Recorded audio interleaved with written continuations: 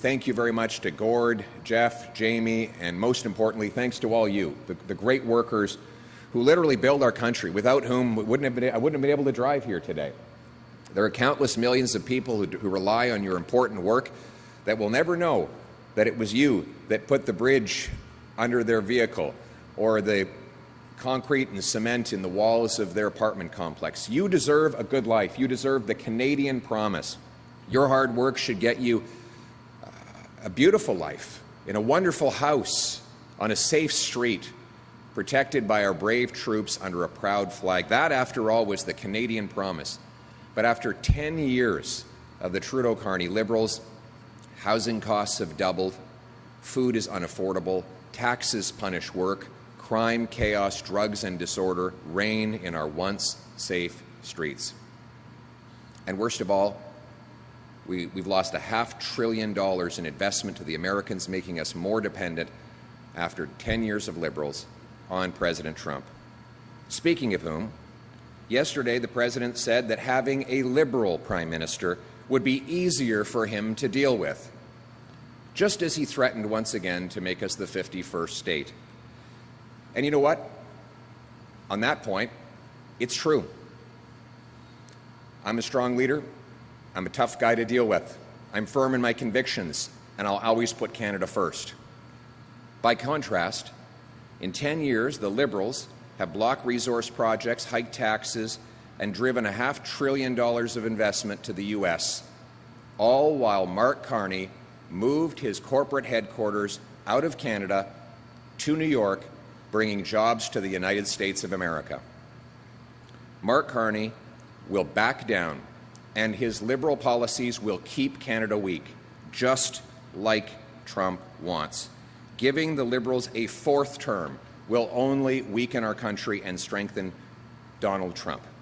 We need a strong, tough leader who will unleash our resources, cut taxes and red tape, build homes, and make our economy less reliant on the Americans, to put Canada first. And that is why I'm here today. About 500 kilometers away from here, 500 kilometers away from Thunder Bay, in Canada's wonderful communities of the North, companies discovered one of the largest untapped areas for rare earth metals in the world. Buried just under their feet was tens of billions of dollars of chromite, cobalt, copper, nickel, gold, and countless other resources that the world is desperate for. It's called the Ring of Fire. They could make Canada very rich. It would be life-changing for Northern Ontario towns, galvanizing thousands of paychecks and modern infrastructure. It would help our First Nations become richer. It would boost our economy with billions of dollars, allowing us to become less dependent on the Americans after we start selling those resources overseas. And it would turn dollars for dictators into paychecks for our people. It would allow us to break our dependence on Beijing for batteries, turbines, solar panels, satellites. So you might be asking, we've known about this place for a long time. Why are there no shovels in the ground? Why are there no paychecks in workers' pockets? Well, the answer is the Liberals did everything they could to block this project. They have a keep-it-in-the-ground ideology.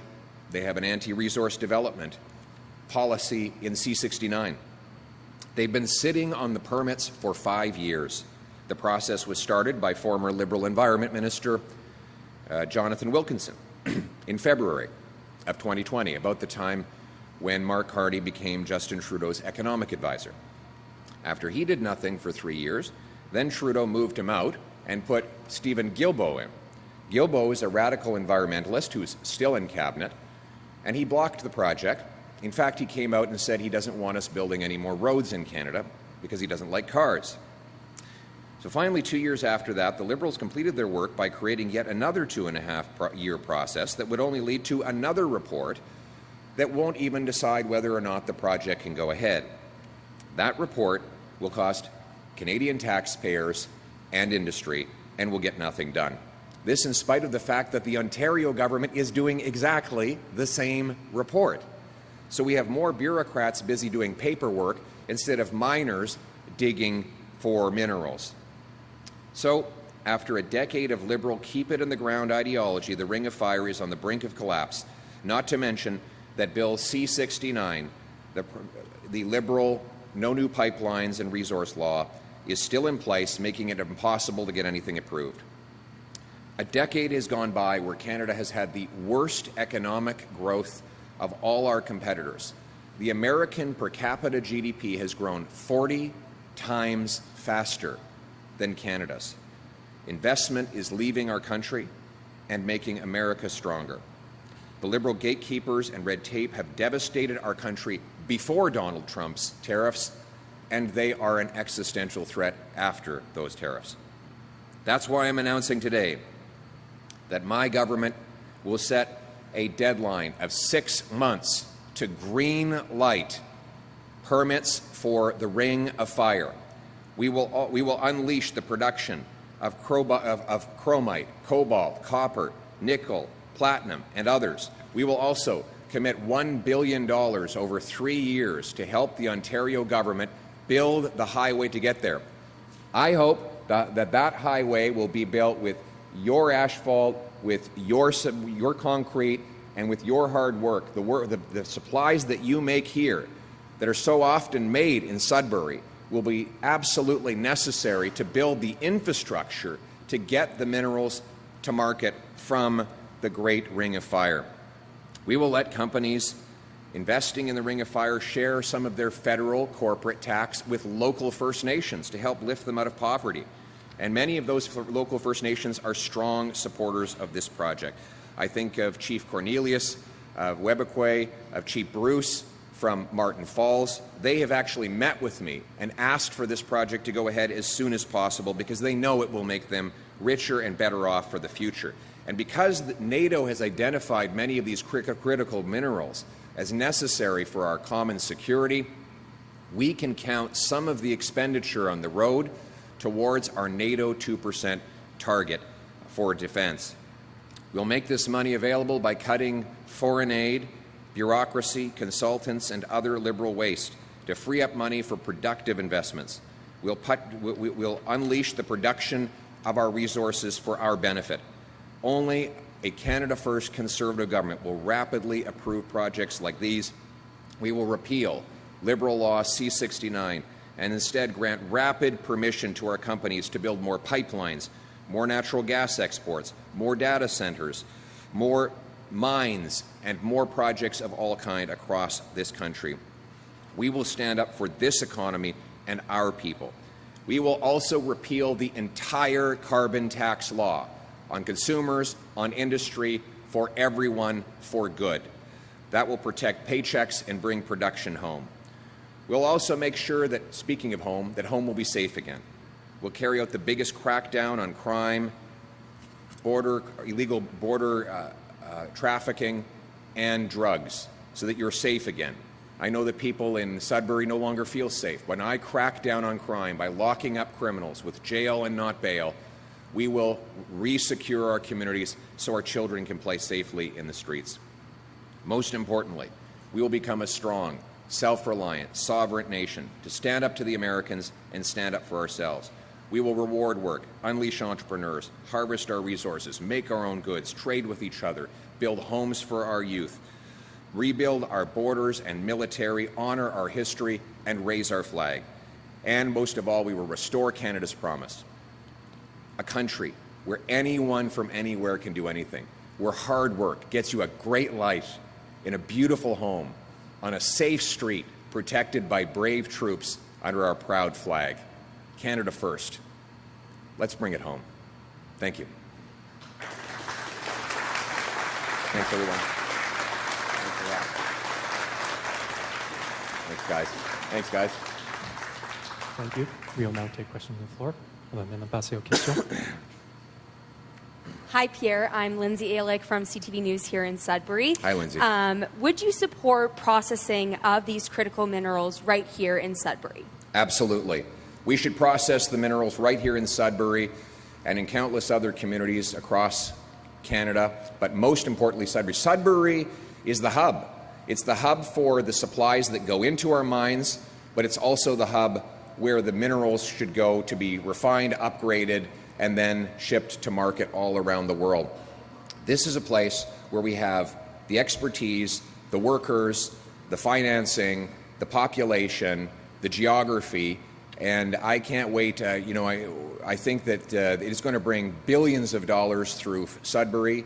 So my message to high school students, get started on a pre-apprenticeship. Start learning a trade. Because when you get out of high school, you're going to be right into a full-on apprenticeship, and then you're going to be into a $200,000 a year job working on mining and mining-related positions. It's going to be an incredibly bright future for our incredible workers right here in Sudbury. Thank you. Thank you. Next question. Prochaine question. In English, please. It's clear that President Trump wants the Liberals in power because they will keep this country weak.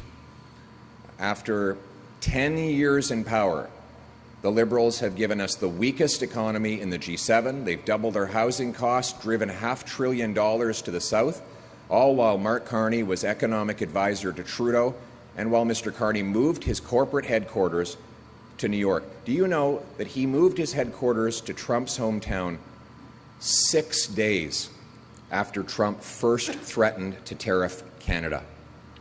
While these people here were worried about losing their jobs, Mark Carney was busy moving jobs to Trump's hometown. That's exactly the kind of weak, compromised, conflicted leadership that Donald Trump wants, and it's why he endorsed Mark Carney yesterday. What Canadians need, though, is a leader who's tough and firm and stands by his convictions, a leader who will make Canada strong, self-reliant, and stand on its own 2 feet, a leader who will put Canada first. Thank you. Next question. Prochaine question. Harold Carmichael, Sudbury Star, Post Media. Mr. Poilievre, you've admitted your political style is a little too blunt, too direct. Are you going to soften or amend that style leading up to the weeks and months of the next election? I think we need a strong leader who will make our country strong. You know, Canadians are nervous right now. They've been suffering after the lost Liberal decade raised their cost of living, made it impossible for them to buy homes, unleashed crime in our communities. And I've been very blunt in speaking out about that. But I'll also be very blunt about speaking of solutions. My solutions are very clear. We are going to lower the tax burden so that these hard workers back here keep more of their paycheck. We're going to get rid of the whole carbon tax so that businesses like this not only survive but grow. We're going to repeal the anti-resource laws, and we're going to unleash the production of our resources. We're going to lock up the criminals, secure our border, and rebuild our military. That's how we're going to make our country strong and sovereign and put Canada first. Thank you. That concludes today's press conference. Thank you very much, Ça everyone. conclut la conférence de presse.